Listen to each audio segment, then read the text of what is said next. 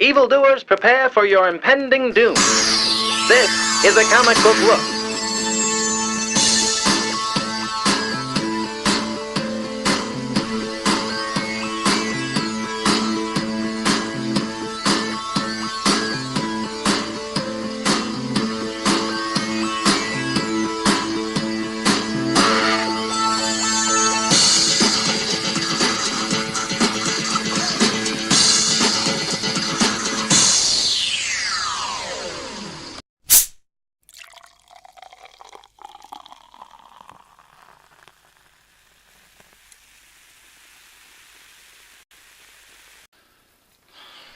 Welcome to a comic book look, ladies and gentlemen. We're back. Back again after our little short venture away. We hibernated for a week because sometimes you just gotta miss a week. Sorry, folks. We call him sick. Film editors strike. Yeah, it took me off work, so. Do apologize, but we are your weekly TV comic book show, and we are back. And we're ready to be here. Tom, Skyler, Jon. And we're rocking all day long. And today we're just going to hit you up with some user reviews and a little bit of segments and a little bit of this and a bit of that. Yeah. So let's start with these little quick reviews that we're going to do, though, huh, boys? Yeah. John, do you have something else, dude? Sorry with the Batman mask, dude, from earlier. Yeah. Loved it. I'm not going to go into it, but our discussion was, okay, let me get my new books out. You go ahead, Tom. What is John talking about? Okay, let's, before we do that, this is at the stop of this was in my bag this week. Oh. So let's just I talk picked that up, too, yeah. This is called the all-new Marvel Backlist Reading Chronology. Chronology. I don't even know if I'm... Lol, period.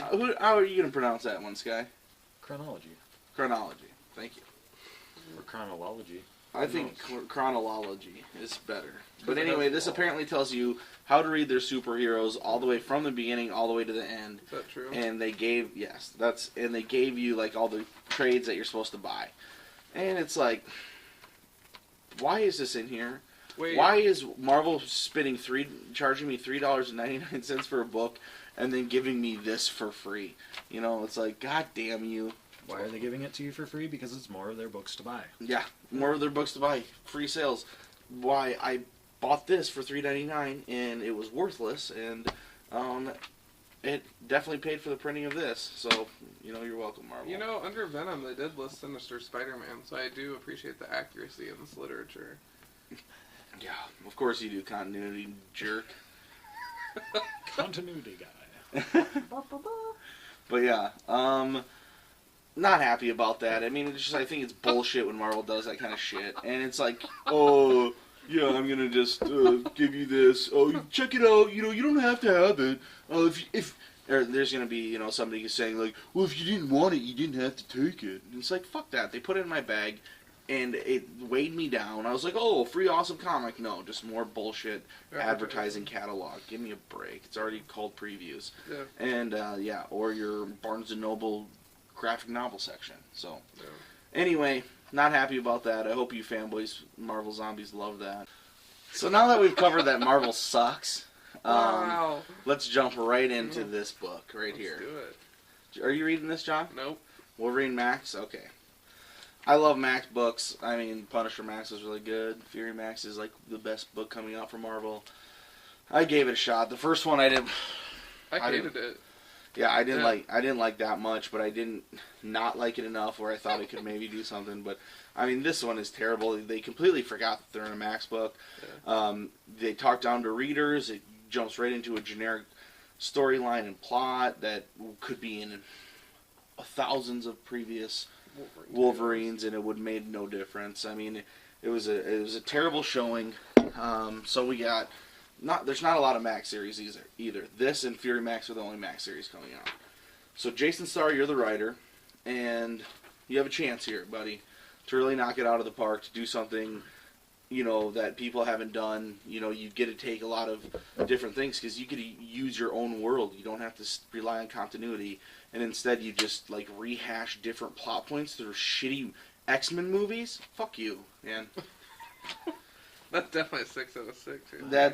That review gets 0 beers out of 6. Definitely. Did you read the first one as well? Yeah. First one's bad. I was partial on that. I would have given that 2.5 beers out of 6. Yeah. But I was like, I think they have room where this could get better, darker, grittier, bloodier, smarter, and it just did everything opposite of that. So That's the Max series are always kind of enticing for that purpose. You know, it's like it's the adult film version. Yep. So it is. it's And kind of sad to hear that it's not doing well. And they almost kind of took advantage of that in a terrible way the first time, and so I wasn't happy with it. They were like tried to say fuck a bunch of times when probably didn't have to. Yeah. This time they didn't do that, but then it just turned into like this could literally be in any book called Wolverine, you know. There's nothing Max. Yeah. And it's like he's fighting. Oh, he's like, I don't know what happened to me. I lived long in the past or something. It's like, dude, yeah, we're way past that as Wolverine fans. We know that you're old. We get that you have a long past. It's like, it's been done. Yeah. So yeah, terrible book. Well. Nothing more to say on that, sucker. Alright. You want me to hop to? Yeah, hop to it. DC Comics, Talon, issue number 2, Into the Tomb of the Unworthy. We're getting into some insight here, Court of the Owls, etc. This one wasn't as strong as the first issue was. I'm kind of still excited about it. I really am a fan of some of the artwork. Again, this is we've been spoiled with this rich texture of the Batman books, and this being from the pages from there, I could have sworn that this probably doesn't quite blend into that book well at all. Yeah. Greg Capullo is hands and feet. Right, exactly. But you know, it's a fun tale. I'll probably check out issue 3, but you know, if we can't, up the ante a bit, and I don't know if I'd stay with it after that. But you know, it was a fun read. But you're gonna give it. It is fun. Yeah, I'd give it like a 3 out of 6. 3 out of 6. Yeah. Okay, so it's serviceable. Yeah. You know. From the New 52, Batman Incorporated.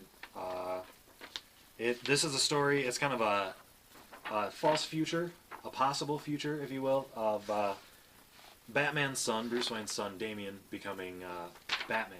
And he's explaining to him as a young child that he cannot become Batman because everything will fall apart. And it's a really fun book. The art is just stunning.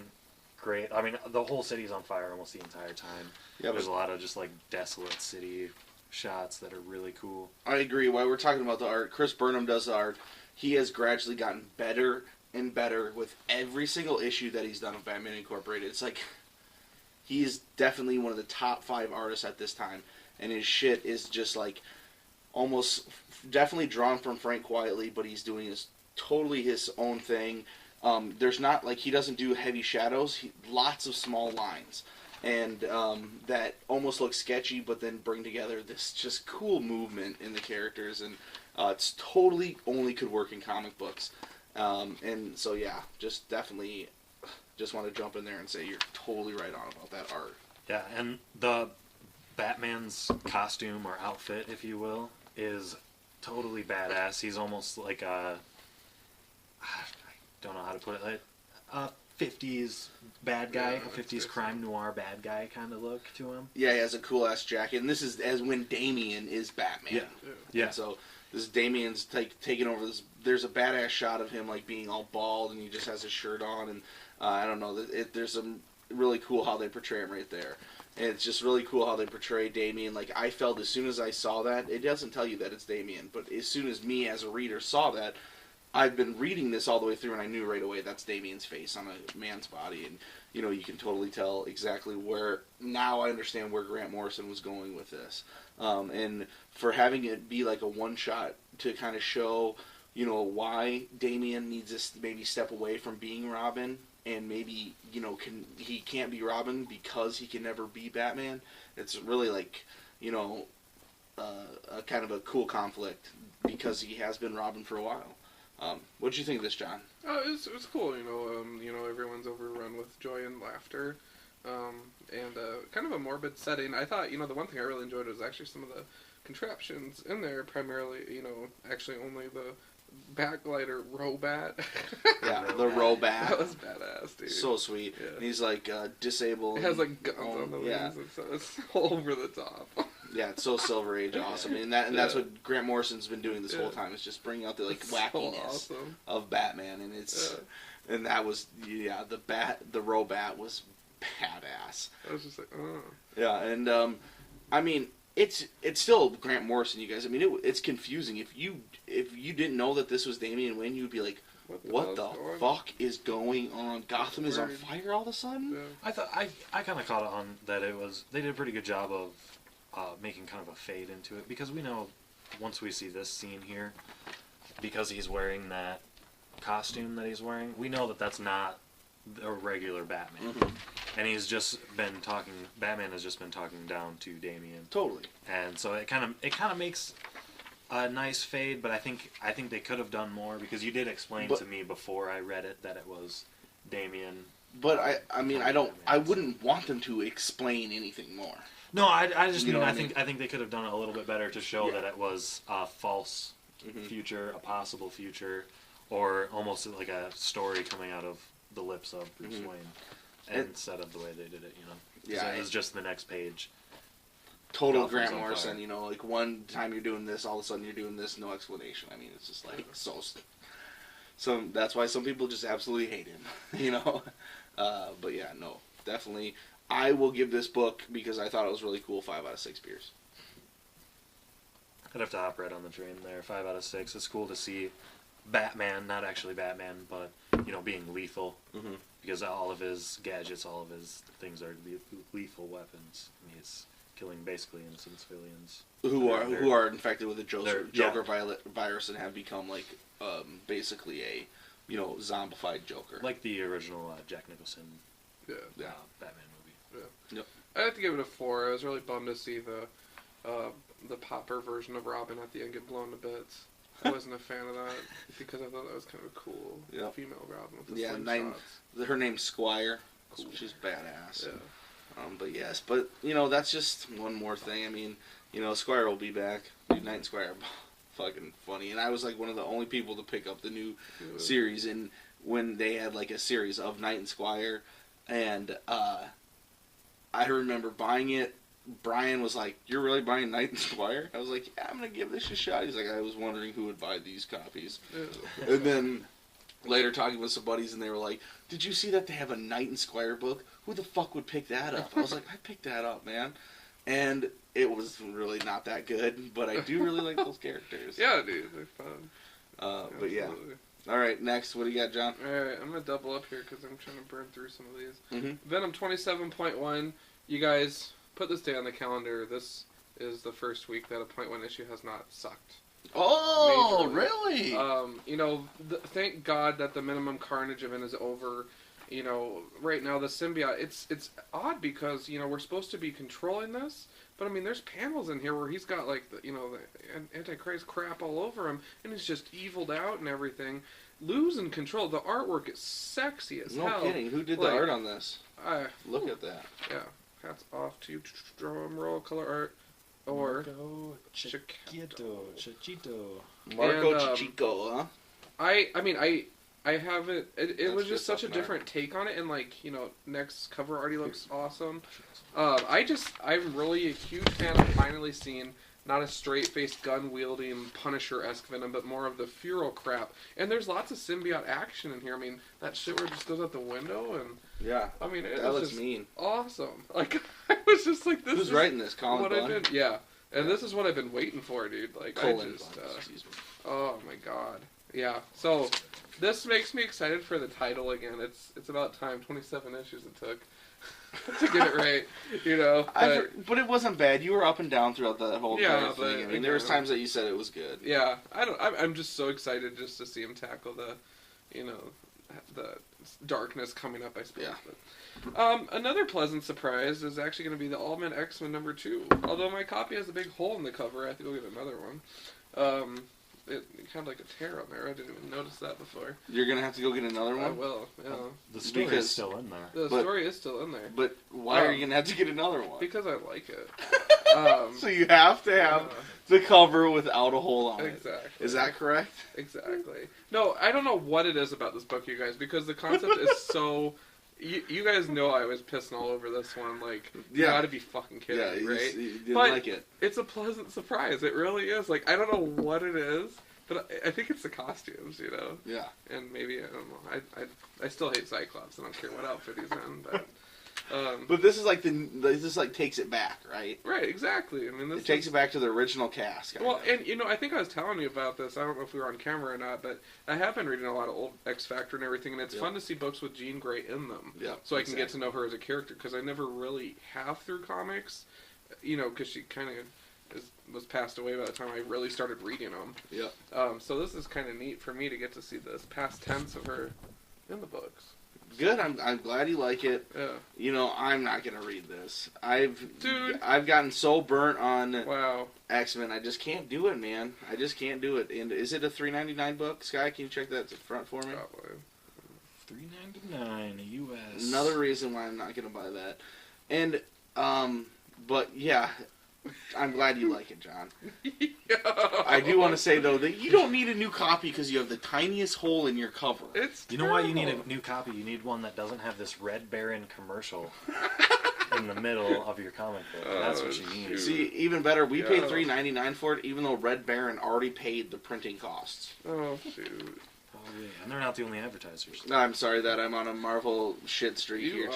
John. Good lord. I I don't apologize. even know if I want to continue.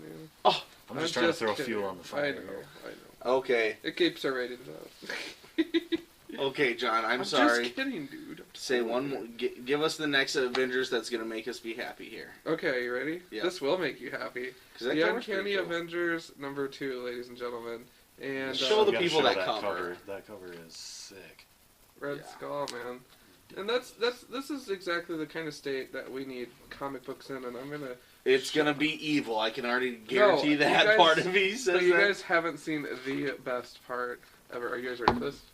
Yes, I'm ready. Professor X on a table with his head sawed. Oh! Yeah. Cool. So Red Skull has Professor X's brain installed in his own, so he has the mind powers now. And Who Charles, does? Red Skull.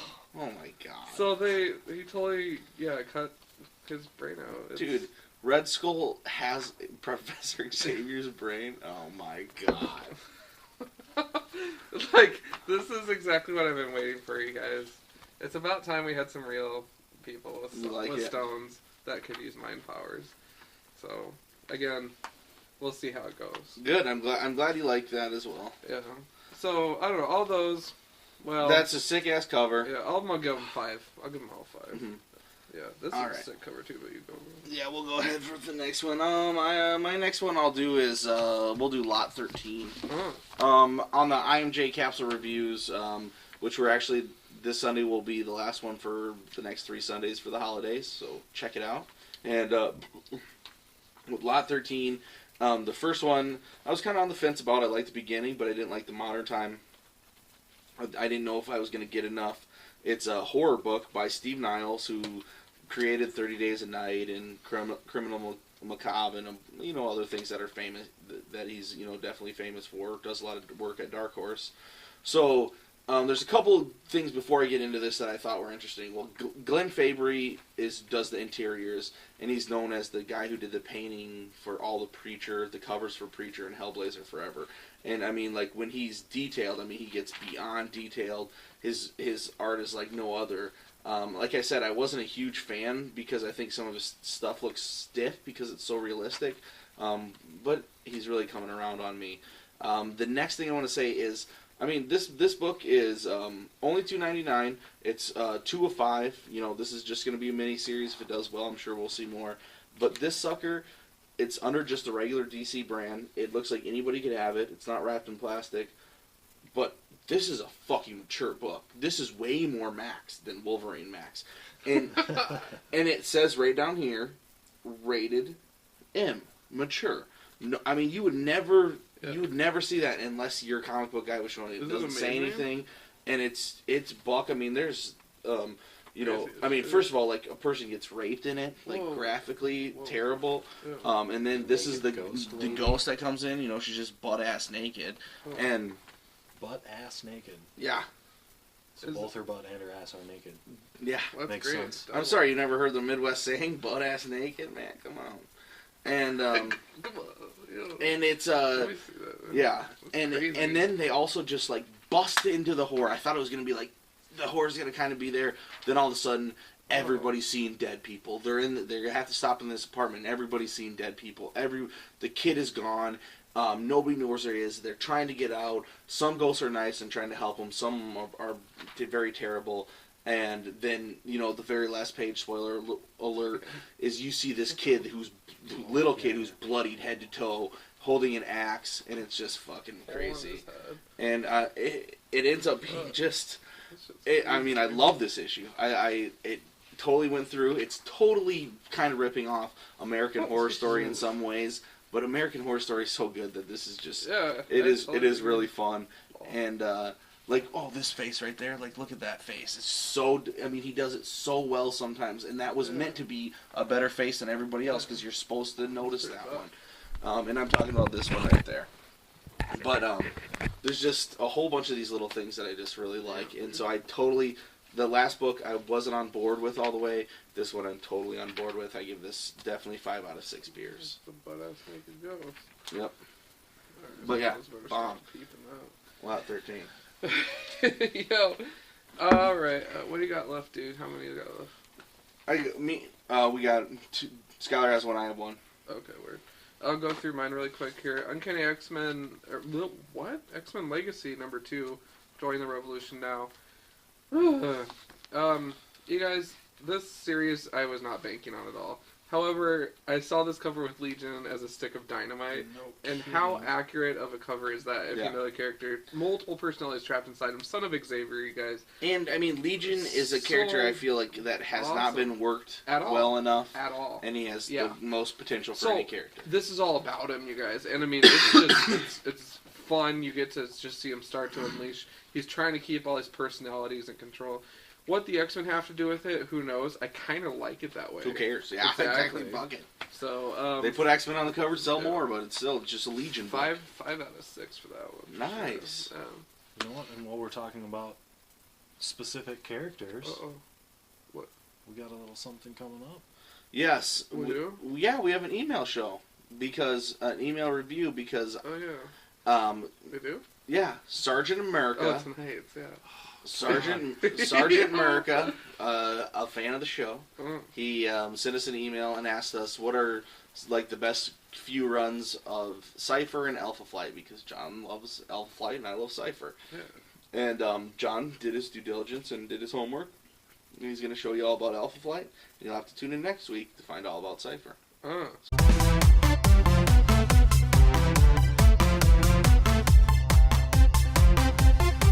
Alright everyone, class is in session. Professor Alpha Flight from the Great White North is here just to kind of give you guys a tutorial on some of the greatest comics ever written. As you can see, I had to borrow some from Tom Stack to get some proper research done here, but fear not. Yeah. I've given all my Alpha Flight comics to John. The Christmas issue, yo. Oh no. Anyways, I was tasked with finding my top 3 favorite storylines, I suppose, from the Alpha Flight community. And I can tell you right off the bat, there are 3 kind of different seasons or runs of it, I guess. And I can tell you that the last 3 are for the birds. Especially the most recent one. So that was easy to rule that out. So let's kind of dig into the roots here a little bit, you guys. I'm going to take you all the way back to issue number 11 and 12. These came out right when I was hot off the press. You guys, 1984. Hats off to you. Alpha Flight number 11, you guys, it reads, and I love these covers and these books, they're so dramatic, okay. To save the life of the woman he loves, he must face them. In a blood-curdling font. Who is them? They're shadow silhouette people. We never see those on any books that we read, right? Very original concept. Guardian goes up against, not Alpha Flight, but Omega Flight. Who would have thunk? These are rejected trainees from the Beta Flight program and other supervillains from the Canadian area, I believe, but for some reason they're all in New York because that's where Mac's going to meet up with Heather, his wife, so they just decide to all meet down there. In this issue, this is kind of an iconic one, because this really is what sets the tone for the whole series. Guardian dies. Mac gets schooled. Basically, they get him cornered in a building. Alpha Flight teleports there, hence this cover. He gets knocked into another room with one of the bad guys' box and gets punched. His uniform is electric. It's a suit, and it blows up, and he's gone. And Heather sees him get incinerated, or so we think. So it's kind of a defining moment. That one, I do remember that stood out to me, because I was like, well, that's kind of a bummer. You know, it's kind of like they're trying to recreate like a Jean Grey, Scott Summers kind of a moment, I suppose, or, you know. So it's another one of Marvel's power couples. So we get up to issue 25 and 26 and 27. And look now, it's the same people in the silhouette, well, half of them, because some of them have joined Alpha Flight, with a silhouette of the mystery person. Who could that be? Well, if you refer back to the cover of issue 11, it evidently is Guardian, who is evidently helping this Omega Flight to kick everybody's ass, which is on this cover. In the end, it's revealed that it's actually a robot clone of him. Why is this a great story for me so far? I like seeing how the team gets created, I guess, where some of these people come from. Some of these bad guys end up joining the good guy team. Some of them are just bad. Some of them are, hey, I'm lame, I'm disappearing from the Marvel universe forever. That kind of thing. Guardian itself, you know, is a character where I thought that the robot part was just kind of because there's this sappy love scene between him and Heather, and then, oh my god, you're a robot, I couldn't. You know, so, alright. Anyways, pressing on, we get Gamma Flight. The thing about Gamma Flight, you guys, is half of them are actually from Omega Flight, so... Oh, hold on. So we have Alpha Flight, Beta Flight, Omega Flight, and Gamma Flight? Yeah. Okay, making sure I'm with you. Yeah, you're with me, man. And basically, they're back to be Canada's premier team, and Alpha Flight is basically like Hunt at Extreme Prejudice kind of thing. So these guys are out saving the day, and it really impressive team at all. This time, Mac actually is back. So Mac and Heather, there's Vindicator and there's Guardian, and they both have the same suit, so they both have the same powers. And they switch names so much in the series that I couldn't even tell you who is who. You know, unless I really mapped it out with arrows going back and forth. But leading up to issue 99 and 100, what do you guys know about me? What do I love that's big and kick-ass about Marvel? Galactus, the Planet Devourer. Galactus appears in this issue, and you got the Avengers on deck and everybody else. There's scenes about them fighting Galactus, which is laughable because, I mean, come on. They're like, look, we know that this world's in danger, but the people of Montreal need our help. You know, like just, you know, and they pump it in, dude. They totally pump it. You know what I mean? But they totally pump it in, and, you know, it's just like, oh, okay. You know, so it's just, it's entertaining, I guess, just to see Alpha Flight and some of the Avengers go up against Galactus. And I don't know. Mac dies at the end, and that was kind of one of my favorite moments. Because... What? You love death. You know what I mean? But it was just it was a sacrifice moment, and again, it defines... You know what I'm a fan of, though, is Heather being a strong character. Because I am a fan of Heather's. So, all in all, those are my 3 favorite moments in Alpha Flight, if you will. And back to the couch.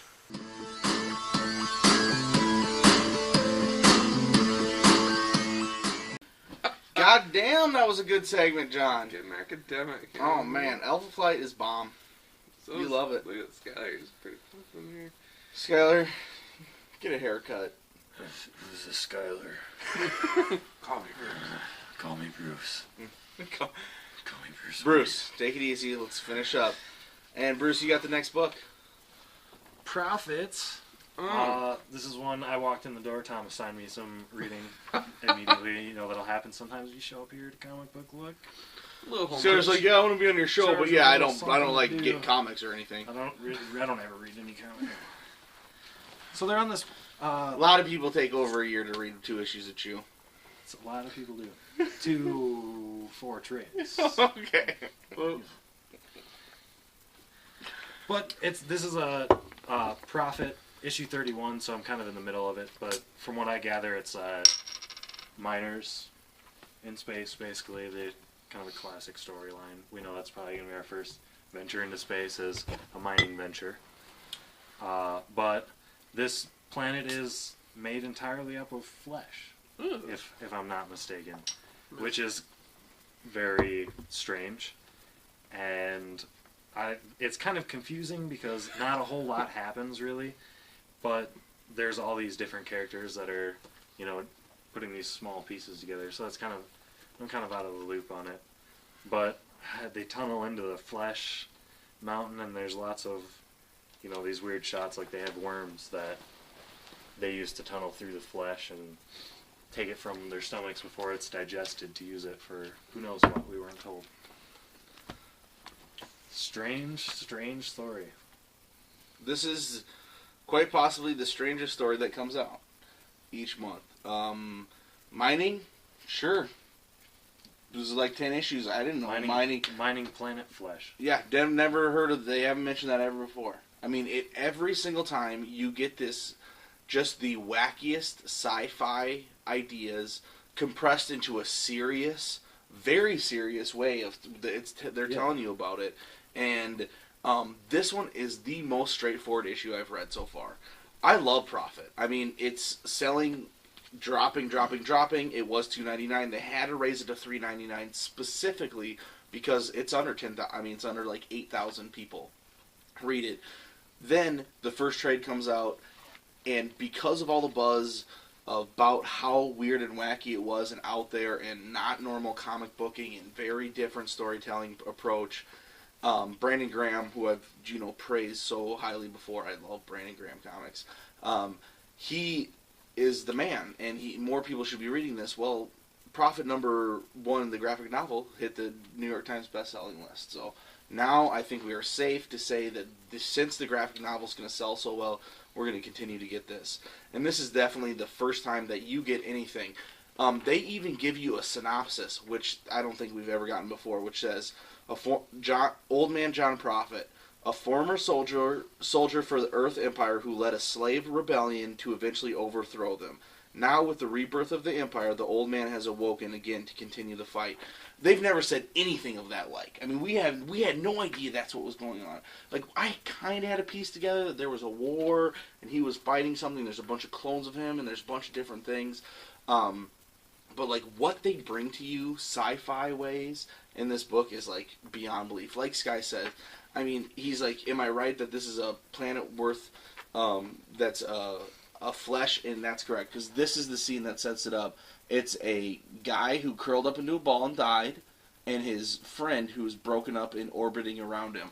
And they mine the body for bone, flesh, and meat. And it's that's the craziest idea ever. And they just bring that into all these other things that's going on. They kind of talk about how this they always call it the scale person. Old John Prophet earlier in the last issues was in love with a different scale who was older, which is a race, an alien race. And so, like, there are these small things. People. Yeah, there's these small things that go over, but I mean, you have no idea. Rob Liefeld created this character. The person we hate. I mean, at least I hate. And get those covers on the shelves. Shout out to Rob Liefeld, 2013, baby. Oh, God. And you get a guy like Brandon Graham who just takes this one idea and then expands it to things you don't even know. One of the big things that happens in this, though, is Die Hard, which is a character from Youngblood and different things. He gets a heart, and it's kind of, that is definitely showing something that's happening. But, I mean, if you're not reading this, I mean, you need to be reading this. It's so odd. You get this weird sparse feel with this art. It's so sparse, and it just I don't know. There's absolutely nothing like it out there. It feels so indie. I mean, no narrative at all. And so that's why, like, when Sky came down, I was like, you have to read this. Yeah, it's almost because of, you kind of get used to the way a lot of comic books are written. It's almost uncomfortable to read at first until you start getting into it, because it is kind of so sparse and just a strange way of putting things together. And it's not like it does anything really new. It's just kind of Yeah, well, placement it's not like a new stories. No, yeah. I mean, the man planet that they mine. Yeah, I mean, there's definitely story new is things. new, but I mean, Yeah. the development or anything, Yeah, things but- like that isn't that. It's just the layout. And they never talk down to you. I mean, they never explain anything to you. You have to explain it yourself. And so it was very cool to see actually even the recaps at the beginning for the characters. Oh, yeah. But what do you give that ratings wise? Ratings, I'd have to give it a 4. I'm kind of on in the middle, but it's a pretty intriguing concept. Yeah. And I would definitely give that a 6 out of 6. I mean, this is my book. I mean, I love it as much as I love Punk Rock Jesus. And so, yeah, I mean, I definitely give it a 6 out of 6. It gave some explaining. I mean, it is so different, and it's so sci-fi that I just love it. They have at least one interesting new concept that I have never heard of in anything else. And definitely this time was mining a planet that was once a living being for bone, blood, and meat. It's very weird. The Galactus ship? Yeah. Still a little different. But Hickman probably stole something from this. Obviously. But I love Hickman as well. Galactus Ship was a great episode. Great comic. Word up. No doubt. Well, I don't normally vote for justice, you guys, but this book did it justice. Judge Dredd #1 from IDW. Whoa, look at that variant cover. Stand up. Sexy as How'd you hell. get that? I don't know. It was just on the shelf. There's only one. I was like, where did What? Yeah, There sexy. can be only one. There can be only one. Oh, this must Fuck. be a second printing. I don't know. I love it. No, first printing. It's just... Dude, I didn't get this awesome cover. I bought this book. Did you? I got the lame cover. It was just sitting there. I was like, wait, hello, gorgeous. Nice. Great story. 2 tales about machines being conniving and turning on their human owners. And I love it. I am totally picking up the next issue. I really think that this plus the movie equals a very good year in my heart for Judge Dredd. I bought the first issue. I heard some bad reviews, so I haven't read it. I like it. So I'm so glad to hear that you like Yeah, it. I'm really gonna like it. jump right into it because with how much I love the movie, which let me explain to you, I think is better than Batman and Avengers. I think that I like want Judge Dredd. I mean, I just want to consume Dredd, and Yeah. so Yeah. I'm glad that you give it a good 6 review. out of 6 for sure, man. Nice, Definitely. I enjoyed it a lot. I thought it was great. good. So, Yeah, which I was pleasantly surprised. I'm like, I might struggle through this one, but Mhm. having seen the movie, I was familiar with the environment, dug it. So, Mhm. yeah. Bomb. It's cool. Let's do stories too. Yeah. All right, my last one. As we shut this issue down, pretty soon is Morning Glories number 23. Nick Spencer's putting this out in seasons, like a TV show has seasons. Then they'll take a little break, and so we're nearing the end of the first season, and like the shittiest episode, our season of Lost, I think season 3 with the writer's strike. This book has just been really something that I like the characters. I like that it's different. I like that it's, taking its time and giving us very small amounts. But then when really things start to happen, I do want more explanation. I don't exactly know what's going on or why this is happening. And, it's like I've been hanging on for this long that You wanna know, I yeah. really want to know what's going on. And then Did you miss a point 1 or something? yeah, exactly. That's what I feel like. Like they got this guy that we've seen a couple times, and this time he kills a guy and touches a girl, and something special happens right here, and I don't fucking know what is going on, and it's just I've almost I said that Nick Spencer said that he's gonna do 100 issues, so I'm assuming that they're 25 episodes to a season. He wants to do 4 seasons. Yeah. And so, I don't know if I can last that long. Yeah. So I don't know. We'll see what the next 2 episodes episode. I keep on saying Hold episodes. on. Issues come up, but Well, if they're coming in seasons, maybe they are episodes. yeah, exactly. The next 2 episodes show me if they can bring out this huge finale and give me some real answers, and then bring in some new mysteries for me to be excited about next season. You have to wrap up this season.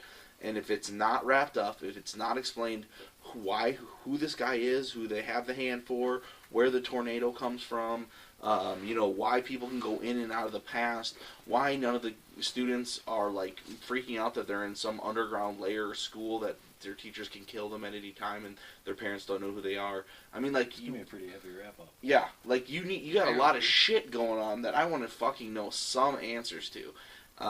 And like I remember watching Lost and saying all those things, like, like, where the hell is Charlie going on, and where's Michael, and this bullshit, and Hugo said this, and like what is the black smoke, and like, if it is like that, and Spencer, you don't give it to me, I'm done, man. So I want to like it, and I have liked it. I like the characters, but now that I know that you're doing the season thing and that you're going to take a break, well, you have to answer some questions before that break, and you have to answer some questions before the season is over. So maybe it's more called the morning maybes. Yeah, exactly. The morning glory my asses. Yo. But anyway, Morning glorioles. yeah, the morning glory. And other than that, though, yeah. I don't have any more books. I got a few more, but I didn't read them, so that's what I got. I still haven't read the first issue of Bedlam. I have, like, seriously, like, 40 comics that I'm behind in. Dude, you should see it. You guys tell me some homework to do. Yeah, I'm so behind in so many books. I just need to get up. But, I mean, I've just been so busy. I mean, I've been late with my reviews with IMJ. I've been late with this comic book show. I mean, I've been It's hard not being checking popular. Twitter. Yeah. I started into that new job. It's just kicking my ass. So, but anyway, let's shut us down, guys. Alright. Well, it's so much easier to shut it down, you guys being hands-free. I mean, thanks to the robot hand beer koozie. And a robot. You can hand a robot, my bizzle. Check them out on Twitter. Hit them up on eBay. I don't know, just Google the shit out of it. Yep. But, I definitely endorse the product. Kind of looks like me, actually, a little bit, because I wear ties a lot, and my hair's kind of out of control.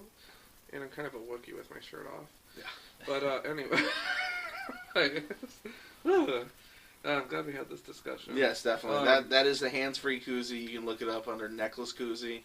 It's an invention of me and my friends. Serious business. Yeah. Anyways, you guys tune in next week. I got some kick-ass Black Friday ridge. And also, we're going to see what it's like dealing with Gabe Nightshield. He doesn't pay me in money. He pays me in awesome comics. Boom. Guys know the drill. Keep it fresh. Keep it December. We're wrapping up 2012 like a big-ass present to you guys. And keep it comics. A comic book look cannot be held responsible for any physical or psychological injuries as a result of watching a comic book look.